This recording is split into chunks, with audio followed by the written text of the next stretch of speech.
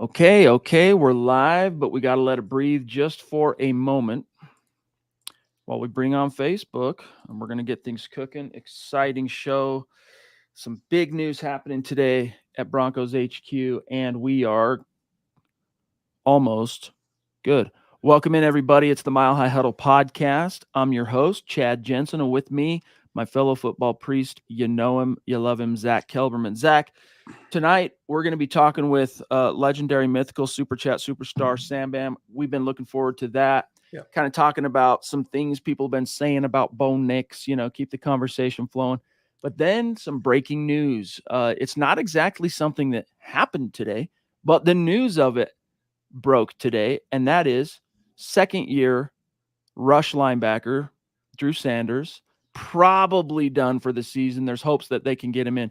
Tell everybody about the injury, when it happened, what the outlook is, etc. Apparently, according to Mike Kliss of 9 News, he suffered the injury before the NFL draft. So sometime last month in April, when the Broncos reported for their offseason program, snap went Drew Sanders' Achilles. And when I popped in the room, Sam was talking to you, Chad, and he made the same point. I was thinking to myself, this is the first that we're hearing about it. It just shows how Sean Payton keeps things so under wrap over there in Dove Valley. But yeah, tough break for Drew Sanders, who was hoping to make an impact at OLB. After kind of shuttling between OLB and off-ball last year. He only had 4 starts, Chad. Kind of a disappointing rookie year. We were hoping for a more impactful sophomore campaign. It's now unlikely we're going to see that. Sucks. Yes, indeed. It's a bummer. Yeah, man. Injury occurred early in the Broncos offseason program. But there's your headline. Drew Sanders suffers torn Achilles. Now, we can't officially say he's done for the season because they are hoping to get him back at some point, but it's an Achilles. Very hard to recover from that in that short of a time frame. Now, then again, we don't know exactly how severe it was. I mean, I'm not a doctor. There have been some freak situations. I mean, I think back, it's been a while, but I think back to Adrian Peterson's 2,000-yard rushing season after he had a brutal ACL tear, relatively short order. It can happen, but I think, Zack, this kind of points to why. And, some people were scratching their heads over the Jonah Ellis pick in the 3rd round. I think this kind of helps to explain why they made sure to get another pass rusher in the fold, because they knew by that point, they kept it under wraps, but they knew Drew Sanders probably wasn't going to be available. Yeah, you're right. I mean, modern medicine's come a long way, so we can't entirely rule him out. There was, Javonte Williams. It wasn't an Achilles, but he had multiple brutal ligament tears in his knee. He came back after 1 year, but I would be surprised if Sanders played this year. And it sucks, even though the Broncos did draft Jonah Ellis and they have some decent depth at OLB, you still wanted Sanders on the field because you invested a 3rd round pick in him. He can play off ball outside. You would like to have more defensive firepower in that front 7. So losing him is a pretty tough blow. We're going to continue to get into it and get Sam's thoughts on this, plus see what everyone's thinking in the chat. Get your comments, your supers geared up. We will get to them. But first, guys, we got to remind you about your health, because the older we get, the more seriously we know we got to take care of our health and nutrition. That's where AG1 comes into the picture, because no matter what you do for a living, it can become all too convenient and easy to rely on coffee and caffeine for that extra energy and focus. But it's not so great for your body, especially if you got an eye on your blood pressure. But with AG1, I get sustained energy, so I'm not reaching for another cup of coffee or an energy drink in the middle of the afternoon. And on top of that, if you're not a big fan of having to swallow big multivitamins, hey, AG1 comes into play as well with your nutrition and, of course, gut health, probiotics, very important. AG1 checks all 3 of those boxes, and it does so in an impressive, life-altering way. Focus, energy, nutrition, improved gut health, all in one delicious smoothie. AG1 delivers. That's right. AG1 is the supplement I trust to support my whole body health and help me feel my best. If you want to take ownership of your health, it starts with AG1. Try AG1 and get a free 1-year supply of vitamin D3, K2, and 5 free AG1 travel packs when you first subscribe. Go to drinkag1.com/huddle. That's drinkag1.com/huddle. Check it out, Broncos country. Okay. Let's find out what the man, the myth, the legend, S.A.M.B.M. has to say about these happenings. Ronk, good to see you, big dog. Yes, indeed. Now, this isn't the first time we've had Sam on the show, It's in fact his second appearance, but everybody knows S.A.M.B.M. We all Evening. know by now what the BBM means on Sam. You know, S.A.M.B.M. by now. I mean, at least I remember what it means. But Sam, how are you tonight, big dog? Hey, doing good. Thanks, doing good. Hope you guys were too. Hope the Nugget fans out there are kind of calm after a tough loss last night. But I'm doing just fine. Thanks. Thanks for having me. For the first time in a long time, or it feels anyway, the first time in a long time, Broncos are now Denver Pro Sports' only hope for this season anyway. But Sam, we got to get your take on the breaking news. Obviously, as you heard, Drew Sanders suffers an Achilles tear. Now, the idea that what we had been kind of hearing was that he was going to be moved to the outside as a pretty much permanent position change. I mean, he could always play off ball if they needed him to in a pinch, but moving him to the edge, now we hear he's probably done for the season. They're holding out hope. What was your gut reaction to it, and how does that impact your outlook for the Vance Joseph defense in 24? Well, it's unfortunate. I mean, that was the first time I saw it was maybe 30 minutes ago when I saw the headline on the podcast that Drew Sanders is out. Now, you never want to see this for anyone, no matter who it is, no matter what position. But if anything, Drew Sanders wasn't a first or second round pick. He wasn't a focal point of the defense. He was definitely, again, every player is important, but he wasn't first or second round pick. Also, it appears to me that linebackers aren't, I hate to say, as valuable as they used to be. They're not, the Ray Lewises and the Brian Urlachers. Those aren't, as needed anymore. I think linebackers are more kind of asked to be coverage guys for safety, stuff like that, and maybe pass rushers. So it's unfortunate, it is, but I think the Broncos defense will not really take a hit as much. It has to be next man up now, and hopefully the Broncos can stack us some depth, and hopefully can find some gems, maybe some undrafted guys. But it's unfortunate, but I don't think the Broncos defense took that much of a hit with them out. Sam, let's kick it forward to something a little more positive.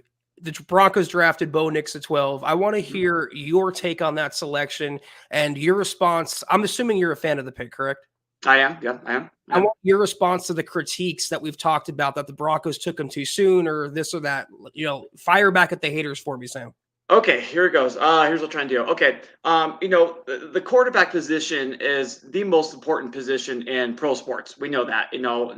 Nothing against any other position in the NFL, the point guard, the center, whatever it is for sports, but the quarterback is such a focal, important part of if any pro sports, and especially of a football team, that if you don't have your quarterback, it's really tough to compete in modern day NFL. The NFL is not like the 2000 Ravens, to where you can have Trent Dilfer, nothing quarterback, and have an elite defense and win with that. You can't do that in today's NFL anymore. So you have to take the quarterback. And I think what I love about it was, it sounds like Sean Payton, this is who he wanted. He fits Sean Payton's offense well. He's very smart, cerebral, and, fit and scheme are just such an important thing in the quarterback room and the quarterback coach dynamic that I like the pick. The unfortunate thing about having to take it at 12 was the lack of draft capital we've had since trading away Russell Wilson, trading for Russell Wilson, the lack of draft capital, and even the Sean Payton trade. To me, in a perfect Broncos world, they could have taken Nix at 12 and then maybe traded up in the first round with other draft capital and gotten maybe a star pass rusher or something like that. Well, unfortunately, with the lack of draft capital they had to take Nix at 12. And because he was our guy, and regardless of what the backlash was going to be, the thing I was most happiest with was that they didn't trade up and use up any future draft capital to take a quarterback. They wanted Nix. He was their guy at 12. They said, we're not going to take any chances. We're not going to try and get too cute and trade back and get an extra second round pick. It's just, he's there. Let's lock it in and let's take him. So I'm glad they got the guy. And most importantly, I think they got the guy that they think is going to fit well with Sean Payton. And that's where I'm at with that. I love it, man. When Sam gives an answer, it's a comprehensive answer, and it's always illuminating. Hey, I'm serious. It's illuminating, and it makes you think, and really appreciate it. I wanted to get your thoughts on this, Sam. On the same topic of Bo Nix, some of the knocks on him coming out, right, were the system quarterback thing, his arm, and then his age. Well, Phil Simms, former Super Bowl champion, New York Giants, longtime color commentary guy, Conversation with his boy, Chris Sims, Mhm. former Broncos quarterback. We all remember 2009, most of us anyway. I like Chris Sims, yeah. He said a couple things I want to get your take on. First of all, he said, quote, he's long-legged. He's got great size. I think he's very mobile. I don't think he got the credit he deserved there. And, his arm strength, is it elite? No, but he does make a lot of power throws every Mhm. single game. Then he goes on to talk about the whole ageism thing. He goes, I don't know what he's old. That's another thing that irks my arse, let's just say. He said, he's going to be 25. So what? They act like they're going to get these guys and they're going to keep them for 20 years. Hopefully they can get 4 years in. And then he went on to talk about how he expects, because of the fit, Nix to adapt to the NFL really fast. And of course, his son, Chris Sims, NBC Sports analyst, he agreed he's going to hit the ground running. His big concern being that Sean Payton might put too much on him, that he might put too much offense on him early is the only concern, but he concurs. So your thoughts on what the Sims had to say? Okay, see, where do I start here? First of all, in regards to age, I mean, a big deal. I think to the common NFL fan nowadays, when you think Sean Payton, what's the first thing you think of? Well, you probably think of Drew Brees. Well, Drew Brees was 27 when he signed with New Orleans, and look what happened to his career. Is Drew Brees, if he stays in San Diego or goes somewhere else? Probably not. So it shows that having Sean Payton as his basically his head coach and offensive coordinator for the rest of his career was a very important thing. So age, smage, and also I think I know no one else is going to be they're not everyone else out there is Tom Brady, but who knows? I mean, some of these quarterbacks might play until they're 42 and 43 at a high level still. So just to say that he's 24 and to kind of knock him for that, I think is kind of silly. The unfortunate thing also about picking a quarterback is that you can't manufacture these guys in some kind of factory. You have to take what's there. And they like Nix. I'm sure they would have liked to have drafted him at 21 years old instead of 24, but they wanted Nix and they took him, and they have to accept that. And he's a little older. He's maybe 3 years older than JJ McCarthy, and I think Caleb Williams is 22, or I'm not sure. But to me, the age thing isn't a big deal. A lot of these quarterbacks don't start hitting their prime until 27, 28. So that's my take on the age. About the arm strength, I think that's also kind of silly. Last time I checked, every play call isn't just the go route, send the receiver out there 60 yards and just hit them. No, so much of the NFL now is the 15-yard slant, and placement and accuracy. If you're a quarterback who can't throw the ball a certain mile per hour, you're not even going to make it be drafted at all whatsoever. You're going to be maybe undrafted at best. So to knock a guy because he doesn't have the fastest miles per hour, or maybe he can't throw 70 yards as opposed to 50 yards, to me is silly. It's so much about pre-snap and accuracy and what you see before the play happens, things like that makes a quarterback a success, I think, and of course coaching. And to kind of make one other point, I saw I hate to use our rival Patrick Mahomes as an example, but I saw something that kind of popped up recently, but it was one of the scouting reports when he got drafted at Mel Kiper or someone. I can't remember if it was Mel Kiper, but someone ripped it pretty bad, saying that he might not ever see the field. Well, of course, how'd that work out? And the whole point is that, again, nothing against Patrick Mahomes, but he's probably not who he is on 27 other NFL teams. He's not. It shows how important coaching fit, even from the top, starting with, good ownership and good front office, all the way down to coaching, and then what the weapons you put around them is such an important thing nowadays. And, we all hope that Bo Nix ends up having an NFL Super Bowl winning career with the Broncos. And he might very well do that. But they say if he got drafted by someone else and didn't do it, everyone would say he's a bust. Well, he actually could be. But if he's a success, it's going to be because of Sean Payton and the surroundings around him. That's what I think about Bo Nix, so that your surroundings are just such an important thing, starting from the top of the organization down. That's what makes a success in the quarterback and for an NFL team. Ooh, man, Sam, I could not agree more with that. Hope nobody needs to stretch your legs now after that long-winded encyclopedia explanation. But there you go. You've That's my listened take on Nix. be long-winded for many years now, Sam, and I could not agree more about the age thing. I'm going to actually take that from you. Age schmage. I don't care that he's 24. My question to you about Bo Nix, Chad and I talked about it. Chad laid out like the statistical, markers for a successful season for Bo Nix. I am along the lines of if he shows the development of a franchise quarterback, no matter the Broncos record, no matter his stats, it will be a success. Sam, how do you define a successful 24 season for Bo Nix and the Broncos? Okay, well, for Bo Nix, well, first and foremost, I mean, you gotta say that he shows a promise of being the franchise quarterback. And if it looks like we have Paxton Lynch 2.0, we got problems. We know that. So we definitely, I think a success is at least he doesn't look like he's going to be a bust. He doesn't look like he's going to be. He doesn't look like coming into next year's draft. We're going to be talking about okay, what quarterback are we taking with our top 10 pick? Let's definitely hope that that's not the topic in 1 year from now or next April when the draft comes around. So I definitely just think, to the NFL public, it looks like Bo Nix has the potential of being the Broncos quarterback of the future, and we can build around him.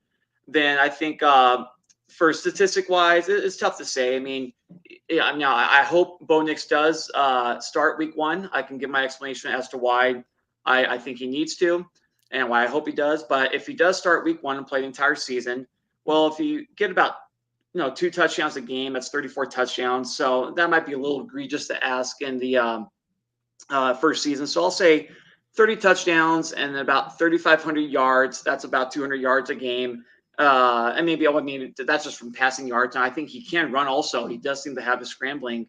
I can't think of the word. Scrambling part to his game as well. That he'll probably get some ground yards as well. So I would say about 30 touchdowns, 12 interceptions, and about 3,500 yards, and maybe to about 3,800 total rushing and pass yards combined. So that's my hope for on Bo Nix. But most importantly, it just looks like, hey, we have our quarterback, and we're not going to be talking about drafting a quarterback come next year's draft. That's what I'm hoping for. Good stuff. Good stuff. So I got to grab a couple. The community's giving you some props. Drake is saying, yes, and real quick, speaking of community, this is my jersey. I won that Michaela, the Duchess, so graciously let me have when she won the raffle that one time, but let me have it because I think I got second. But this is the jersey that you all sent me. So, Michaela, if you're watching tonight, thanks so much. Very kind, very kind. Drake jumping in with some props. Drake, we'll get your Simmons thing here in a minute. S.A.M.B.M, definitely a legend, but Drake's following up to say, I also think Nix will be a badass with Peyton. Denver has good times ahead. If I'm projecting, getting some props here from the Papa Bear, David McElrath. What's going on, bro? We'll get to Papa that. Bear. And then the GLP, Gary Palmer. Thanks for coming on, Sam. Really enjoyed it. Go Broncos. Okay, so last question for you, Sam, and then we'll cut you loose. So, I mean, you've touched on a few topics relative to outlook, but mainly kind of as the questions have led you on the subject of Bo Nix. What's your outlook for the Broncos after you saw that schedule released last week? I mean, if you have a schedule or a record prediction, great, or just a general what you expect to see in 2024. Yeah, I hate to be that pessimist that doesn't say 11-6, 12-5, or 17-0, but I am going to say 9-8. A couple of reasons. First of all, the road schedule is tough, and those are some tough road games they have, no question. So I'm hoping they can go, maybe 3-6 on the road at least, and 6-2 at home. So if I have that math right, but I'm going to say 9-8. No, first of all, we don't know what we have yet in Bo Nix. We have a rookie quarterback, so that's definitely going to have to run his course and see what we have. Another thing also is that the Broncos have they have a lot of roster holes to fill. They do, and unfortunately, due to the unsuccess of the past trades of Russell Wilson and having to use like a first-round pick for Sean Payton, the Broncos still have a lot of roster holes to fill, especially on defense. I think the offensive line's good, but who's going to be our number one receiver? It wouldn't surprise me if Cortland gets traded at the trade deadline and they kind of go with hopefully Mims and Franklin as the two core guys. Broncos really don't have a tight end. I mean, Greg Dulcich can't stay healthy. Troutman, I think, is more of a blocker. And then on defense, other than Surtain, they just have a lot of holes to fill. They really don't have much of a pass rush. Hopefully that can build. But And for a rookie season for Bo Nix, and with coming off an 8-9 season, I am going to say 9-8 in hopes that we can at least be one game better than we were last year. And overall, just hope that I hope that the Broncos can just be heading in the right direction, and we're not circling the wagon here in a year saying, where do we go from here? So I'm going to say 9-8. Man, I tell you what, if the Broncos were to win 9 games with a rookie Bo Nix, I think for the most part, Broncos country would be thrilled. But Sam, thank you so much, my friend, for spending some time with us tonight and Thanks so making much, time. guys, having me. I've all just your loved support.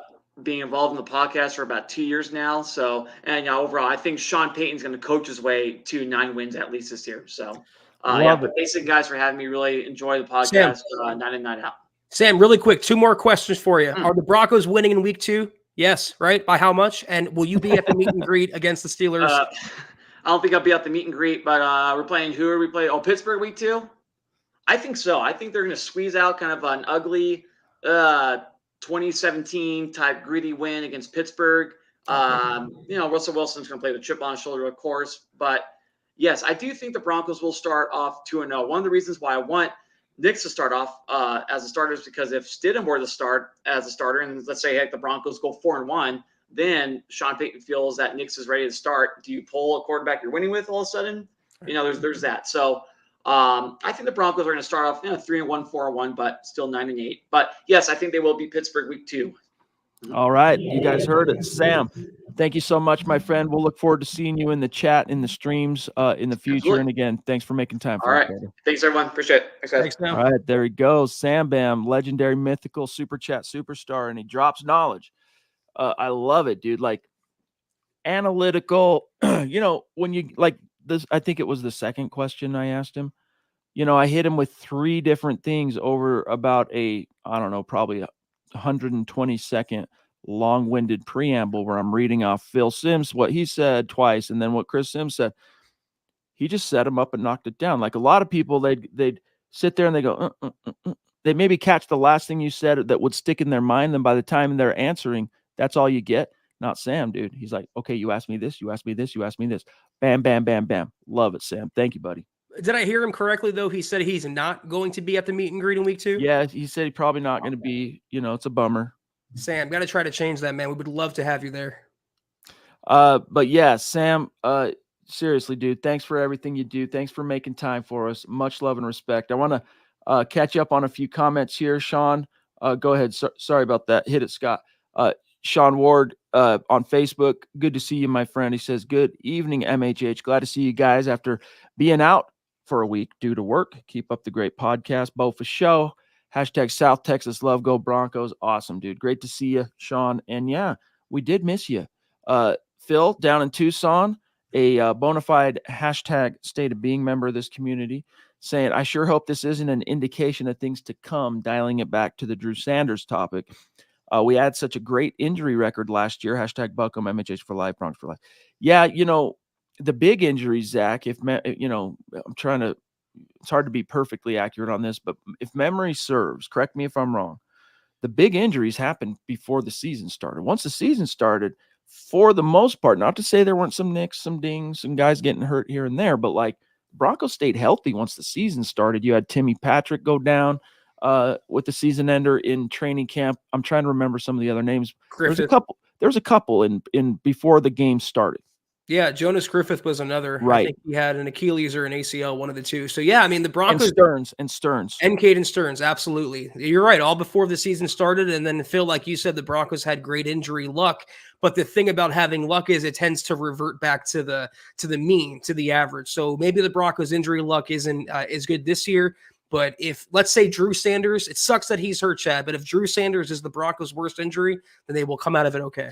Well, I mean, it's also worth mentioning that after all, this is football, and even off-season workouts, you get out there, you're running, you're cutting, even if you don't have pads on, even if you're not, making contact or tackling anybody, you're still out there running, cutting, these type of things exploding with your, joints, tendons, all that stuff, man. And, we're not impervious to no human being, even these rare elite athletes are impervious to the occasional misfortune. But if you look at the track record, and I'm going to grab Taylor here.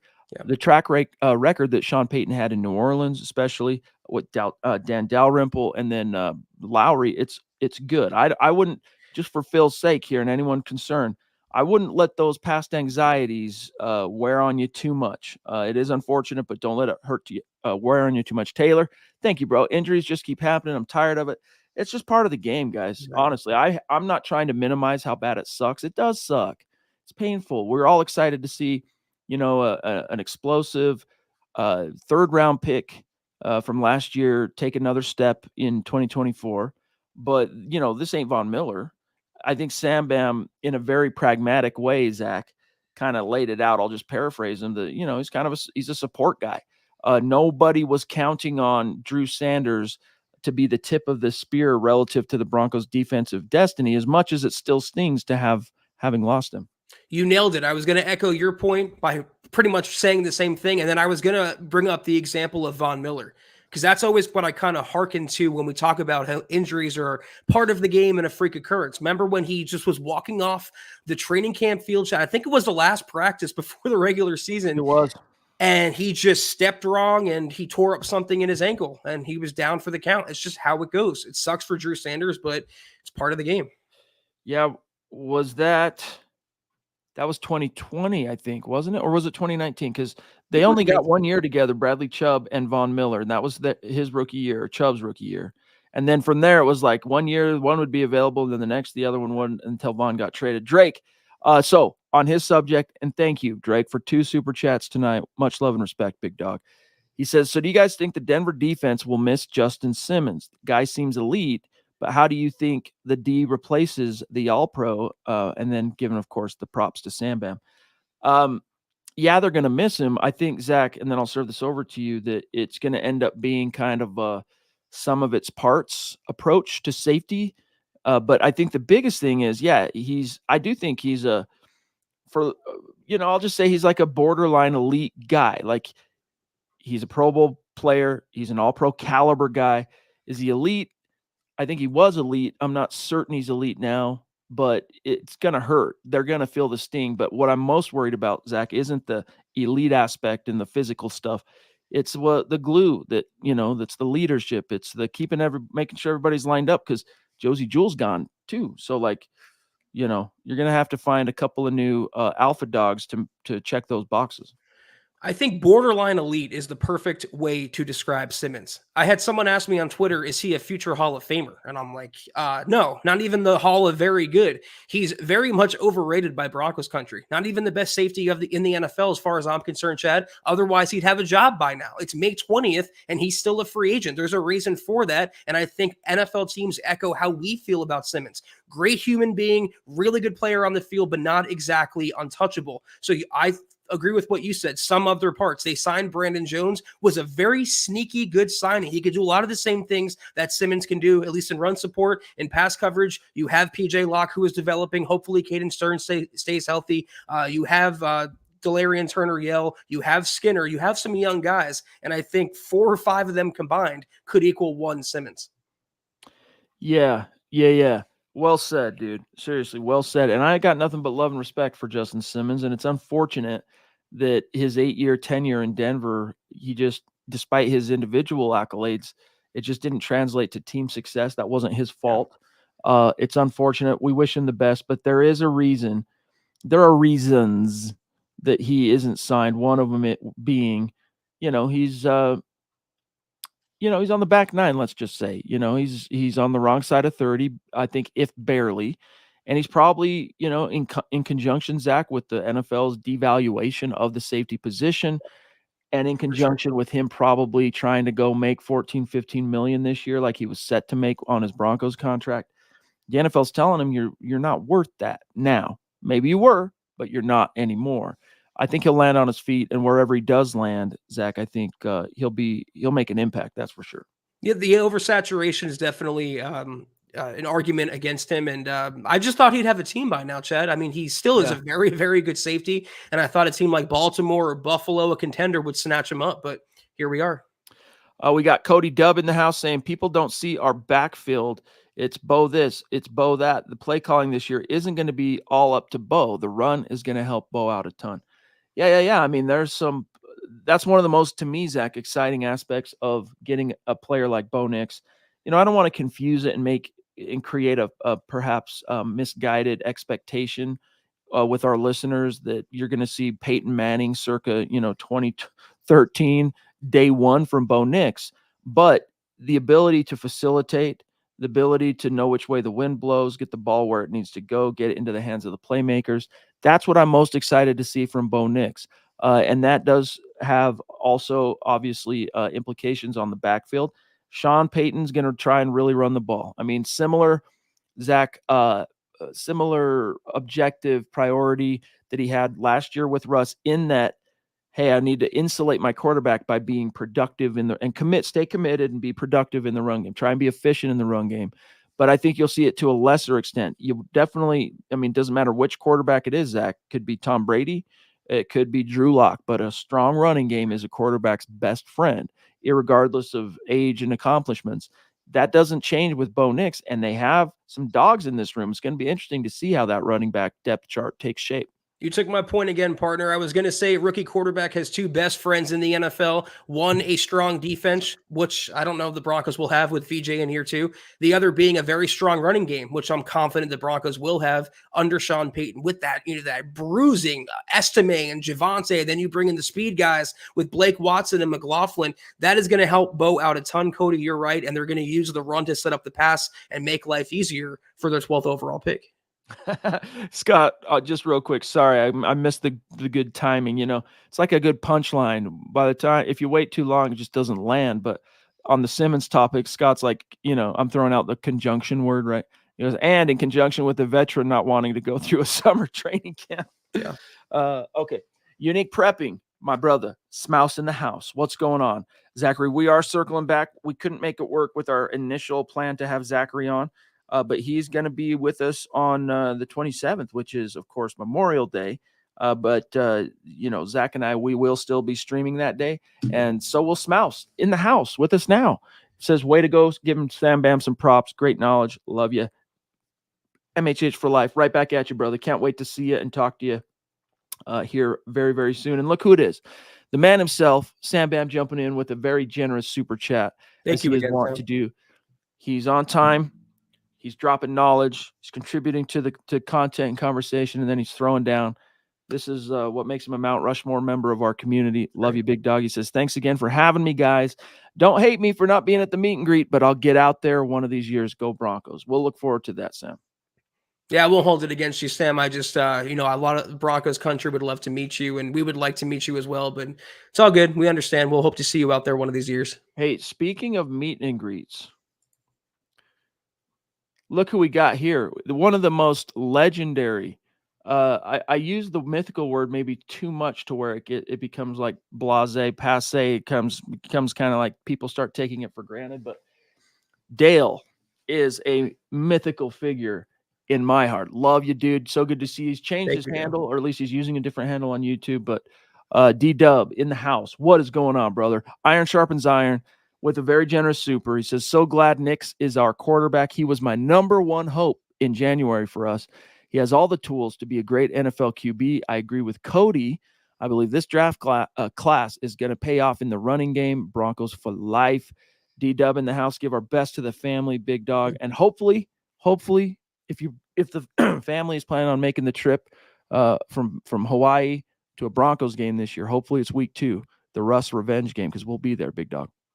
Thank you so much, Dale. So good to see you as always. And, the more we talk about the running game, Chad, the more excited I get, not just with Bo Nix, but the things they can do. And at the very least, the offense won't be boring. It won't be inefficient. And that's something we can all take much comfort in after the last couple of years.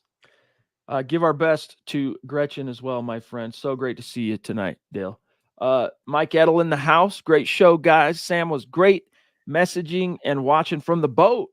Nice. Go MHH, go Denver Broncos. Well, I hope they're biting. Big dog. Good luck to you on that front. Mike Edel, thank you for the super chat, bro. We got also Justin on Facebook chiming in with some stars, very generous stars. Thank you, buddy. He's a Pittsburgh guy, So hashtag state of being for show. He says, I live in Pittsburgh, got a lot of crap about Russ last year from all my Steeler buddies. I love that he's a Steeler now. So they're all eating crow, basically. They're like, having to swallow their pride a little. And I really need a win in week 2 for selfish reasons. Amen to that, big dog. But I bet, things like that, Justin, are just sweet, right? Where people talk all this mad crap. Then when the shoe's on the other foot, all of a sudden their lips are sealed, or, they're singing a different tune. Good for you, bro. Can't wait to say who's your daddy after week 2. I can't wait to talk all the crap, Chad, after getting the trolls and my mentions personally, and I'm sure he feels the same way. So it's going to be an exciting matchup, and we'll be there, so the Broncos are going to be 4-0 with us in attendance. It's a dub. The MHH juju cannot be denied. Cody, did we get the second, Cody? Can't wait to have a QB that can hit a running back in stride. Cody with yet another super chat. Thank you, bro. Yeah, I mean, if you're looking for a quarterback, Zach, that can maximize what Sean Payton and George Payton call the gimme throws, I mean, Bo Nix got those repetitions. They're like ingrained in him, those 2 years in Oregon. Just so happens, going back to quote Phil Simms, he can also make some power throws. He's also, his athleticism, and the word that Sam was searching for, I didn't want to cut him off and interrupt him, but was mobility, right? Being able to not only evade the rush, but pick up plus yardage, scramble if you need to, etc. That it's slept on. I can't wait to see what he can do, what he does for the Broncos. And yeah, I think for the most part, Zach, these receivers, whether it's a running back out of the backfield, a tight end down the seam, you're going to see curls being thrown. You're going to see the middle of the field actually is part of the game, believe it or not, and you're going to see this quarterback use it. He can make all the throws. I'm so sick of that narrative. Like, he only checked down exclusively, like Sam was talking about, or you only need to throw deep balls in the NFL. He can make every throw at every level, put on the tape, across his body, on the run, 60 yards down the field with air yardage, not just, inflated yardage. The guy has a good enough arm, and he has the intelligence and the processing to really be a legitimate franchise quarterback. Yeah, it's exciting. We're at 37 minutes, guys. We're doing pretty good on time, but we're getting towards the back end of tonight's conversation. Hey, Patrick, it's great to see you tonight, bro. Giving Sam some props. I enjoy your long answers. So do I. And trust, like, hey, doing what we do, you have to be willing and able to control a conversation. Now, don't get me wrong. When we invite our great supporters and members of this community onto the show, we're not trying to control the conversation per se. We want them to talk. But sometimes when you've never talked to somebody, or you might not really know them personally, you can't necessarily, Zach, predict what they're going to say, how they're going to say it. Are they going to ramble? Are they going to go off the rails? You got to be willing and ready to jump in and control the conversation, reel it back, etc. I never felt any need to do that because Sam drops knowledge. That's why he's a legendary member, and so are you, Patrick. LionCoffee.com, guys, the unofficial sponsor of the MHH podcast, all the podcasts on MHH. LionCoffee.com. Get yourself some. Delicious. Okay, let me just see. Nick, what's up, dude? Good to see Nick Hale in the house. He's off and running. This guy. He says, how many years do you give it for this rebuild to flesh out and get us back to the playoffs? I think, Zach, that fans are going to see tangible results within 2 or 3 years of Bo Nix. That could be this year. It's a tough schedule, but the NFL's tough, I would say 2 or 3 years. But Sam touched on this when he was on just a few minutes ago, and that is, even though I think, Zach, sometimes the national folk make too much of or exaggerate or are a little hyperbolic when it comes to some of the imperfections of the Broncos roster, they do have some areas that are lackluster. And, the rush linebacker core took a hit, as we learned today, in Drew Sanders. And so, it's going to take a couple of drafts to fully flesh out those spots, to use your word there, Nick. But I think 2 or 3 years, you're going to see some results. I mean, if you think about it, the Broncos went 8-9 in Peyton's first year, and he was only on the job a few months, Chad. He had no time to, get his culture in the building. He was still splitting drafting and scouting and free agency duties with George Payton. It wasn't Sean Payton's team. They still went 8-9. They won a bunch of games on the row, and it for a period looked like a contender. I don't see why. This question all depends on if Bo Nix is the franchise quarterback. If they hit on him and he's the guy, they could be in contention this year, like you were talking about, another CJ Stroud. At worst, if he's the guy, they will compete in 2025. And the good thing is, if you have a 25, 26-year-old franchise quarterback on a rookie contract, you're competing not just for 1 year, but for many years in a row. A decade of sustained, tangible competition, Chad. The Broncos haven't seen that since Peyton Manning. Well said. I just wanted to grab this because I echo you here, Zach, on Facebook. Says, feels great to finally see this team build with young players that want to win. Yeah, I mean, the Broncos did that, right? Like as it wasn't that long ago, circa 2019. And then the Drew Lock era officially opened the following season, the pandemic year. Unfortunately, Zach, you had the pandemic and a new offensive coordinator. You had him get hurt in week 2, and it just the whole Drew Lock launch year ended up just getting torpedoed into the dustbin of history. That regime washed out. Elway tried it with a different guy at GM, and it just didn't pan out. But that's one of the things I was talking about last night, Zach, once again, which is the encouraging, confident feeling of seeing a front office and just the leadership, the football decision makers, Sean Payton, George Payton, seeing the forest for the trees and doing the obvious things that you expect them to see instead of trying to kick cans down the road and, placate whatever it might be, trying to, sell out to win right now when you don't have the tools and there's not one guy out there that if you don't have a quarterback, you're not winning now anyway. So do it the old-fashioned way. Go back to the well. They did that. They got Bo Nix. I'm stoked. The people that hate the Bo Nix pick are saying same old Broncos for reaching for a quarterback at 12.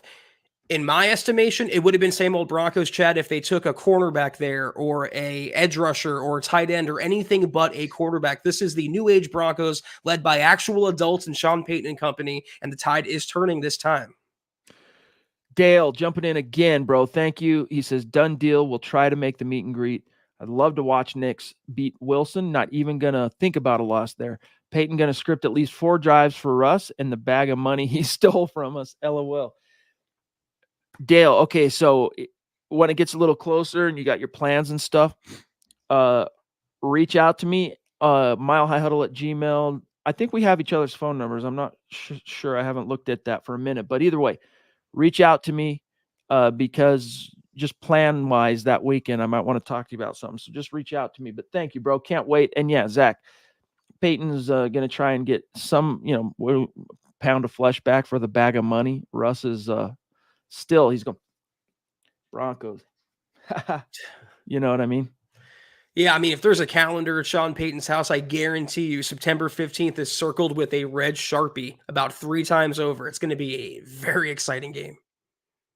We got Eric Holt in the house with a super chat. Thank you, big dog. Hope you're doing well, helping us keep the lights on. He says, I haven't been on since before the draft. We've noticed, but it's okay. We're just happy to have you now, big dog. He says, for the first time ever, I bleed orange and blue, but I have no expectations for my Broncos. I hope I'm wrong, but I see us starting all over again in 2 years. Yeah, hey, that's how you see it. That's how you see it. But I will say, bite your tongue, Eric. Just kidding, but not really. Bo Nix. I think you're going to be disappointed in the best way possible, Eric, if you think the Broncos are going to start all over, if you think Sean Payton's going to wash out and Bo Nix is going to bust, going to be a failure. I think you're going to be wrong. We'll reapproach this chat in 2 years. Siri, remind me on May 20th of 2026 about Eric's comment. Oh, man. But I think a big part of this kind of thing is people are influenced by the negativity that was spewed around NFL media on Bo Nix before and after the draft. And then I think people too, Zach, are a little bit traumatized, and I am included in that. Yeah. I'm not trying to paint anybody with the stroke so broad that it misses me. Like, I'm included there. I'm a little traumatized for just how bad the last 8 years are. It's like you don't dare to hope, but I'm telling you, the horses, they got the horses in the barn. All right. Robot, we always try to get at least one Twitch comment in on every stream. He says, I think the Chargers cursed us. They used to be always injured. So why is it us now? I think they cursed us, those evil phone chargers. Yeah. That's and then he talks about possibly being on as a Twitch supporter. Robot of Doom, that might be a possibility. That might be a possibility. I will keep that in mind. Maybe for June. Nothing for sure yet, but let me look at the schedule. Okay. But Zach, I gotta remind everybody that it is football. Once again, I know I said this earlier. People get hurt practicing football. They get hurt working out. It's not necessarily an indictment or emblematic or predictive of what the future is going to be. The Broncos, I mean, what was it, Zach? They could have kept the streak through the season. Like if they were a playoff bound team, Mike McGlinchey isn't missing that Week 18 game, and they would have been the only team in the NFL to have the same starting 5 O-line through every game of the season. You know how hard it is to do that in the NFL? They got the right guys. They know what they're doing on this front. Dan Dalrymple, Bo Lowry, in conjunction with what Sean Payton knows. I wouldn't worry too much about it. But at the same time, Zach, people got to get their expectations in check. It doesn't mean no one's going to get, everyone's going to 100% be healthy. There'll never be any injuries. It's going to happen. So just balance it out. Pump the brakes. It's why they call the NFL a war of attrition. It's whoever is the healthiest at the end of the year is usually the champion. And if you followed Kansas City, I hate to compliment them, but annually they're among the healthiest teams each and every season. So it's a matter of luck. It's part of the game. And it's better if the Broncos are getting it out of the way, let it get out of the way now in this part of the offseason and not in September, October, November. And at least, I hate to say it's going to make me sound bad, Chad, but at least it wasn't Patrick Surtain. At least it wasn't Bo Nix. At least exactly. It wasn't, anyone else. You're right too. I mean, about the health factor, like how much it makes a difference in the final analysis, because I mean, look back at Super Bowl 48. Not many of us want to cast our mind's eye back to that unfortunate night at MetLife Stadium, but you had a young, healthy, rearing Seattle Seahawks squad ready to just rock and roll. You had a Peyton Manning quarterback, albeit league MVP, 55 touchdowns, all that stuff, that season guy. He was ready to roll. But Zach, you had, I'm trying to remember, was it something like 6 starters injured on defense that didn't play? Just for a second, the Seahawks still probably win the game, but just imagine for a moment what that Super Bowl would have looked like if Von Miller hadn't torn his ACL, if Chris Harris Jr. hadn't torn his ACL, right? I mean, that's that comes out in the wash, Zach, when you lose players of that magnitude. It does. And a big part of the reason why the Broncos went on their winning streak last year was because they stayed healthy. And you mentioned the offensive line, the luck they had there, but it's always going to ebb and flow. And it looks like it's flowing back in the other direction for Denver this year. Sean Ward, 11-5, he's saying, I think you mean like, 11-6, the math thing, they did this to us. Damn them for changing our, it's just programmed in our psyches and subconscious, 16 games, but no longer, you gotta do the 17, but love it, dude. 11 wins. Hey, 11 wins would be just, it would just be amazing to see this city, and the fan base. 11 wins. I mean, Phil says, as long as Nick stays healthy, otherwise off the cliff I jump. All right. I'll join you, Phil. We'll reel you in if that happens. Don't worry. We'll hold hands together and jump. But great conversation, guys. Ronk, love you, big dog. Thank you for all that you do. Invitation still stands to come on the show. Let us know, big dog. We got a few messages for you, though, guys, and then we're going to dip on out of here. Tremendous installment, as always, featuring S.A.M.B.M of the MHH podcast. If you're not doing so, please follow us on Twitter at the MHH pod. You can follow the main account on Twitter at Mile High Huddle, Chad at Chad and Jensen, myself at Kelberman NFL, and Scott, our producer, at Scout Kennedy. If you guys want some merch like we're rocking each and every podcast, check out MHHmerch.com and get you some. If you haven't yet, drop us a like at facebook.com/milehighhuddlepod. You can find us on Instagram at mile_high_huddle. If you're listening on Apple Podcasts, make sure you're leaving your football priest a 5-star review for a chance to win some of that merch each and every single month. But if anything, y'all, please subscribe, like, and share this video and every video you see on the MHH channel. It really helps us grow and reach more Broncos fans just like you. Eric saying, I really hope I'm eating crow. I want to be wrong, but losing another starter before the season always is a prelude of things to come. 6-11 is what I see. Hey, always is an absolute, because if it's always, right? But keep your chin up, dude. Keep your chin up. For what it's worth, again, I don't see Drew Sanders' injury, a backup rush linebacker, as any kind of harbinger of what's to come health-wise for the Broncos this season. It hurts. I hate losing them. It sucks. But there's that. Dale, one more time jumping in. Thank you, Dale. Wow. Third super chat tonight saying, we need Alex Forsythe, the center, 7th-round pick from last year, who also snapped for Bo Nix in 2022 at Oregon, to pan out, he says. Well, I trust Nix to cause opponents' pass rush frustration by getting rid of the ball. We need the middle of the O-line to be solid for him. Hope Audric Estime and Javonte Williams take a linebacker or pound of flesh every run. Amen to that, dude. Amen to that. Love it, Zach. And I trust whoever Sean Payton trusts. And if they're going to Alex Forsythe chat, as they did in the pre-draft process, and got information on Bo Nix, that means they trust Forsythe. I do think he will be the starter. And I don't think the drop-off from Cushenberry to Forsythe will be anything, if at all. Could be even an upgrade there, considering the familiarity with Bo Nix. But you're 100% right, Dale. We appreciate every contribution you bestow upon us. All right, guys.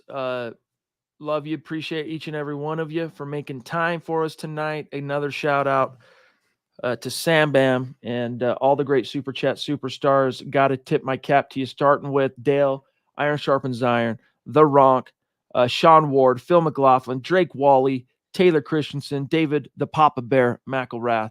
Let's see, Cody Dubb, Gary Palmer, the GLP, the Unique Prepping, that's Smouse in the House, Zachary. Of course, S.A.M.B.M. again. Mike Edel, Justin Massey. Let me see. Got Mike twice. Okay, good. Got those. Let's see. Eric Holt, brother.